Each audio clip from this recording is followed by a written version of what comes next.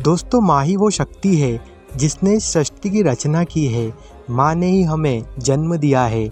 माँ ही हमारा पालन करती है।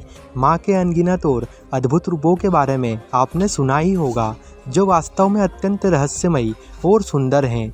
दोस्तों, आज हम चर्चा करने जा रहे हैं माँ भगवती के एक ऐसे ही अद्भुत और विकराल रूप की, जिसे देखकर हर कोई अचंभित हो जाता है। ये रूप है माँ छिन्नमस्ता का। दोस्तों, माँ छिन्नमस्ता 10 महाविद्याओं में से एक मानी जाती हैं। कहा जाता है, जो भी सच्चे मन से माँ छिन्नमस्ता की उपासना करता है, उसके जीवन से सारे संकट दूर हो जाते हैं, उसके शत्रुओं का नाश हो जाता है और वह जीवन में अवश्य ही विजय प्राप्त करता है। माँ का स्वरूप अद्वितीय है। माँ को बिना सिर के दर्शाया गया है। एक हाथ में कटा हुआ सिर और शरीर से 3 धाराओं में बहता रक्त। पहली धारा का पान डाकिनी, दूसरी धारा का पान वारिणी और तीसरी धारा का पान माँ स्वयं करती हैं। माँ नंगे पांव कमल पर खड़ी दिखाई देती हैं और उनके चरणों के नीचे कामदेव और रति का मिलन दर्शाया गया है। ये दृश्य हमें एक बहुत बड़ा संदेश देता है कि काम और मृत्यु दोनों ही माँ के नियंत्रण में हैं। दोस्तों, एक पौराणिक कथा के अनुसार माँ छिन्नमस्ता अपनी सहेलियों डाकिनी और वारिणी के साथ मंदाकिनी नदी में स्नान कर रही थी।